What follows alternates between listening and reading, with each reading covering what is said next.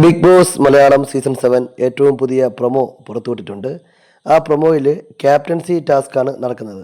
അനുമോളും ആര്യനും സാബുമാനും കൂടി മത്സരിക്കുന്ന captaincy task.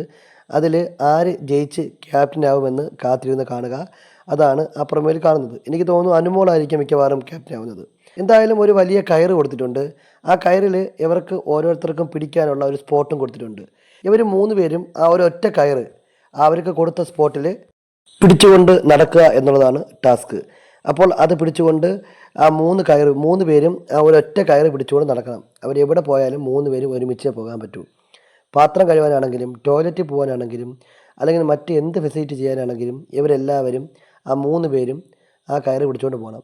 ആരെങ്കിലും ആ കയറിൽ അവർക്ക് പിടിക്കാൻ കൊടുത്തിരിക്കുന്ന ആ പോയിന്റിൽ നിന്ന് കൈ എടുക്കുകയാണെങ്കിൽ അവർ ആ ഗെയിമിൽ നിന്ന് പുറത്തു പോകും.